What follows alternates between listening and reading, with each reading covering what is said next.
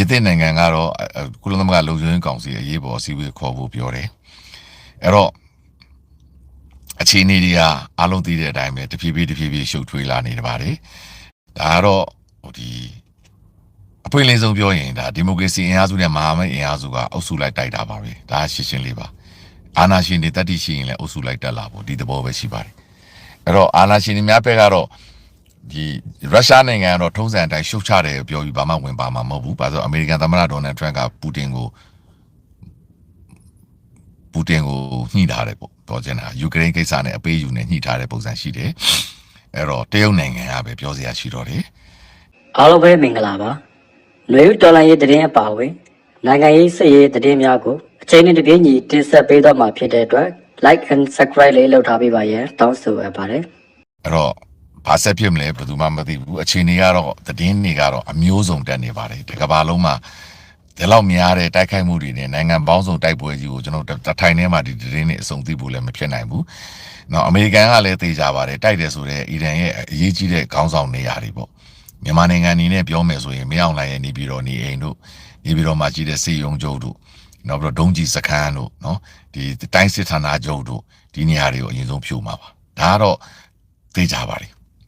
အဲ့တော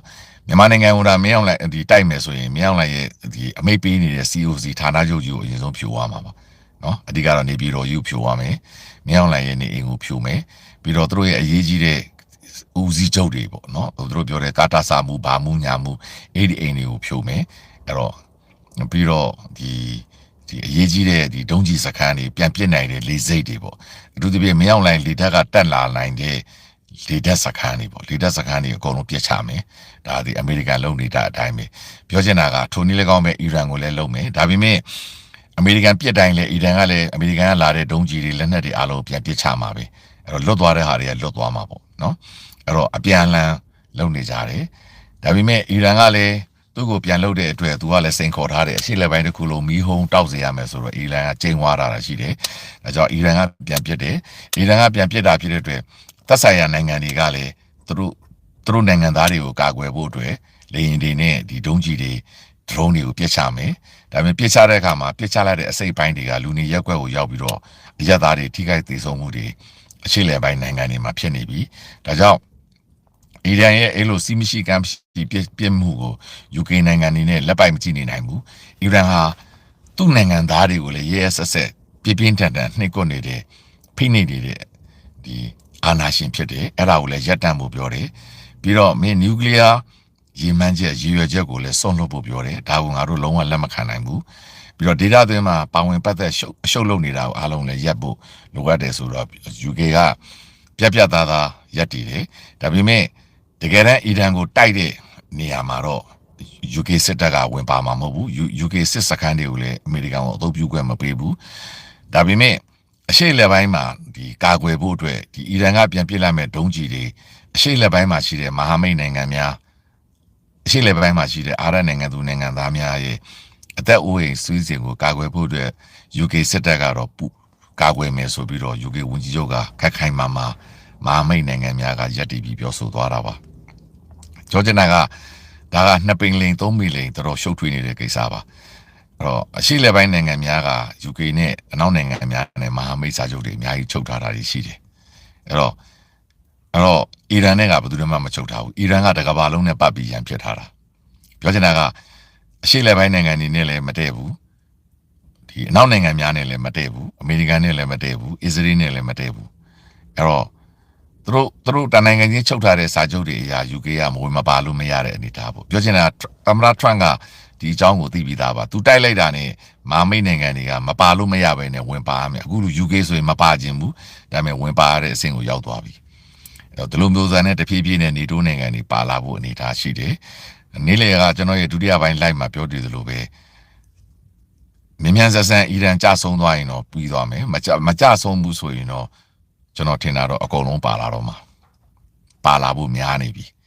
ပါလာတော့မှာဘာကြောင့်လဲဆိုတော့မဟာမိတ်နိုင်ငံများဖြစ်တဲ့အရှိလက်ပိုင်းနိုင်ငံတွေကလည်းသိခံနိုင်မှာမဟုတ်ဘူး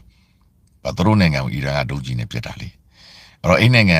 ံအမေရိကန်မဟာမိတ်တွေဆိုတာအီရန်လည်းသိပြီးသားပဲ။ပြီးတော့ယီမင်စစ်ပွဲအနေထားအရလည်းဒီအာရပ်နိုင်ငံများနဲ့ယီမင်မှာ အီရန်ထောက်ခံတဲ့လူကိုအာရပ်နိုင်ငံတွေကပုံကျဲထားတာစစ်ပွဲမှာဝင်ပါတာရှိထားပြီးသားဖြစ်တယ်ဒါကြောင့်ဒီအနေအထားကပိုပြီးရှုပ်ထွေးလာမယ်အထူးသဖြင့်အာရပ်နိုင်ငံများကလည်းအရှေ့အလယ်ပိုင်းမှာဒီလိုမတည်မငြိမ်ဖြစ်အောင်ဖန်တီးနေတဲ့အီရန်ကိုစိတ်ဆိုးတယ်အီရန်ရဲ့နျူကလ িয়ার လက်နက်ရည်ရွယ်ချက်ကြောင့်စိတ်ဆိုးတယ်အာရပ်နိုင်ငံတွေကနျူကလ িয়ার လက်နက်ကိုမတောင်းဆိုဘူးဘယ်သူမှလည်းနျူကလ িয়ার လက်နက်ထုတ်ဖို့စိတ်ဝင်စားဘူးအီရန်တနိုင်ငံကပဲနျူကလ িয়ার လက်နက်နဲ့ကဘာကြီးကိုချင်းချောက်ပြီးတော့သူကဒီအာဏာရှင်အစိုးရကသူ့ကိုဘယ်သူမှထိလို့ရတယ်မရတော့ဘူးဆိုတဲ့တသက်လုံးအီရန်နိုင်ငံကိုကြုံပြုဖို့ရည်ရွယ်ချက်ဖြစ်တယ်ဒါကြောင့်မင်းအောင်လှိုင်တို့အုပ်စုကလည်းနျူကလ িয়ার လက်နက်ရဖို့အတွက်မြောက်ကိုရီးယားကနေအများကြီးတင်တန်းနေပို့ခဲ့တဲ့တပ်တွေရှိပြီးသားဒါမှသာလျှင်သူတို့ကနျူကလ িয়ার လက်နက်ကိုပြပြီးတော့သူကတသက်လုံးမြန်မာနိုင်ငံကိုကြုံပြုအုပ်ချုပ်ဖို့ဒါကြောင့်အရှေ့လက်ပိုင်းနိုင်ငံတွေကဘယ်သူမှနျူကလ িয়ার လက်နက်ရဖို့အတွက်တောင်းဆိုထားတာမရှိဘူးဒါကြောင့်အရှေ့လက်ပိုင်းနိုင်ငံတွေကအီရန်ကနျူကလ িয়ার လက်နက်နဲ့လာပြီးချင်းချောက်တာကိုသူတို့လည်းသဘောမတူပါဘူးဒါကြောင့်အခုအနေထားသည်ပိုပြီးရှုပ်ထွေးလာပြီဒါပေမဲ့ဒီသတင်းတွေပြည့်စုံတပြိုင်တည်းသိဖို့ဆိုတာတော့မလွယ်နိုင်ပါဘူးတဖြည်းဖြည်းနဲ့သတင်းတွေတစ်ခုပြီးတစ်ခုတက်နေတာပါဒါကဘာလုံးမှာရှိတဲ့သတင်းတောက်တွေမျိုးစုံကလည်းနိုင်ငံမျိုးစုံကသတင်းတွေအားလုံးကိုကျွန်တော်တို့တင်ပေးနေတာပါ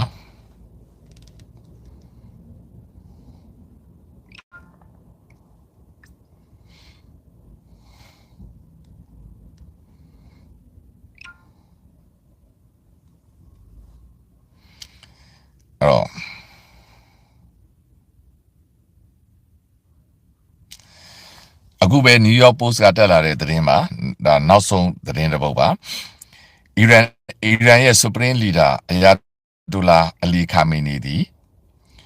အမေရိကန်ရဲ့သူ့အိမ်ကိုတိုက်ခိုက်မှု Operation F ရနိုင်ငံခြားဝန်ကြီးကပြောတယ်တဲ့သူအသက်ရှင်လွတ်မြောက်သွားတယ်တဲ့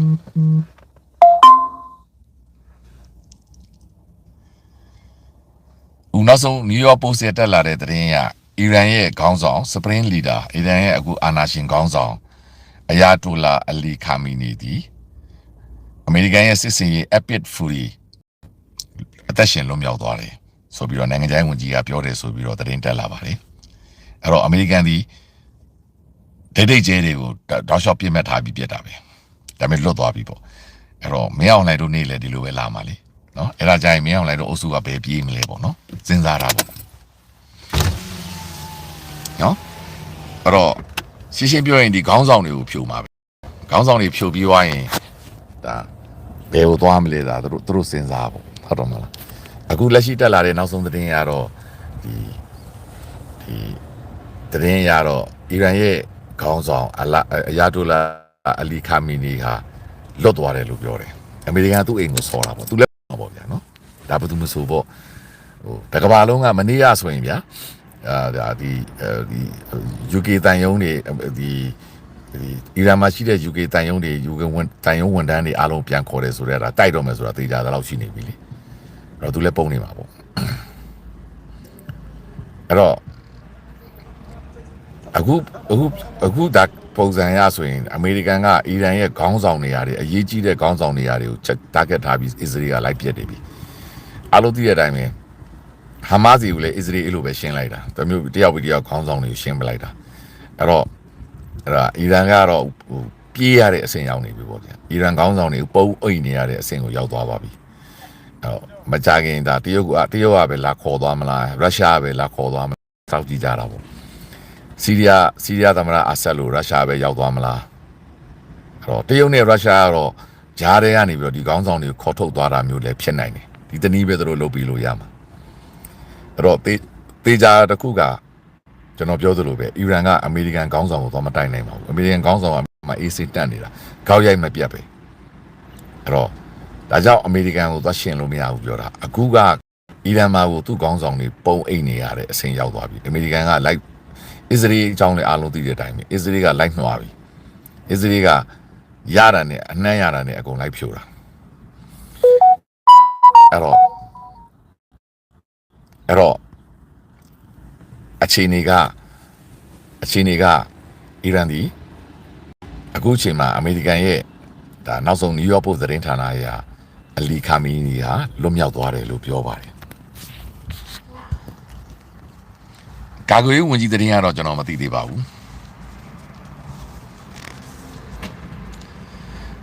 ကျွန် ကျွန်တော်သတင်းမှာပါတဲ့သတင်းပဲကျွန်တော်သိပါတယ်ကျွန်တော်လည်းသတင်းအကုန်မသိပါဘူးကျွန်တော်လည်းဒီမှာဒီ fundraising ပွဲကိုရောက်နေတာ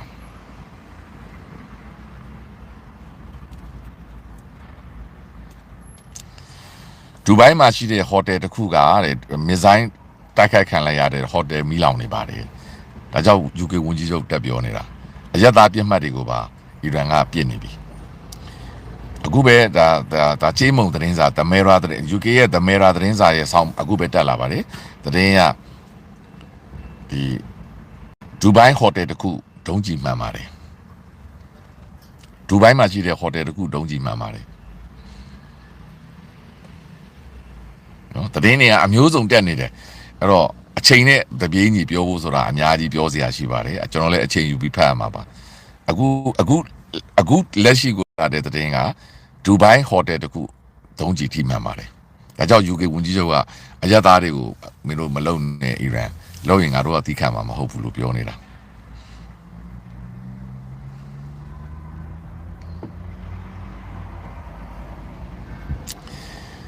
အခုပဲနောက်ထပ်တက်လာတဲ့ Saudi KZ သတင်းစာရဲ့သတင်းအရကိုဝိတ်မှာရှိတဲ့လေကြောင်းထိန်းသိမ်းရေးအရာရှိတွေကပြောတာကကိုဝိတ်နိုင်ငံတကာလေဆိပ်ကို drone အီရန်က drone နဲ့တိုက်ခိုက်တယ်ဆိုပြီးသတင်းတက်လာပါပြီဒါပေမဲ့ minor injury ပဲဖြစ်တယ်ဒီအလုပ်သမားလေဆိပ်ဝန်ထမ်းတော်များများကဒီ minor ပေါ့နော်အနည်းငယ်တန်ရာရတာပဲရှိတယ်ပြီးတော့ terminal 1ကတော့အကန့်အသတ်နဲ့ပျက်စီးသွားတယ်လို့ပဲပြောတယ်နော်ကြည့်နော်အခုပဲတက်လာတယ် Saudi KZ သတင်းစာတက်လာတာ breaking news ပါကူဝိတ်လေကြောင်းအာဏာပိုင်များကပြောတာကတော့ကူဝိတ်နိုင်ငံတကာလေဆိပ်ကို drone ကြပါတယ်အီရန်ကတိုက်ခိုက်တယ်အဲ့တော့အနည်းငယ်ဒီအလုပ်သမားတွေတန်ရတယ်ပြီးတော့ terminal 1အနည်းငယ်ပျက်စီးသွားတယ်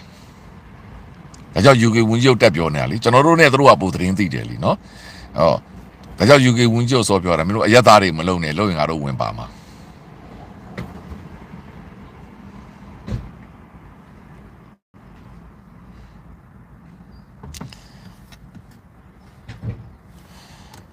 အခုပဲနောက်ထပ် Sky News ရဲ့သတင်းတစ်ပုဒ်ထပ်တက်ပါတယ်သတင်းတွေကတောက်လျှောက်တက်နေတယ်ဗျာကာတာနိုင်ငံရဲ့လူနေရက်ွက်ထဲကိုဒုံးကျည်ကြတယ်အီရန်ရဲ့ဒုံးကျည်ကြတယ်အဲကြောင့် UK ဝန်ကြီးပြောတယ်အရက်သားတွေမလို့မထိနဲ့အရက်သားတွေထိရင်ငါတို့ကဆော်မှာပဲအဲ့တော့ပါအဲ့တော့အခုပဲသူကဒီအမေရိကန်ရဲ့စစ်ရေးပြတ်မှတ်တွေကိုပြတ်တာပဲဒါပေမဲ့သူ့ရဲ့ပြတ်မှတ်ကမတိကျတဲ့ခါကျတော့ကာတာနိုင်ငံရဲ့အရက်သားတွေကိုရက်ွက်ထဲကိုဒုံးကျည်ကြတယ်တဲ့ဒါ Sky News ရဲ့ဒါနောက်ဆုံးသတင်းပါ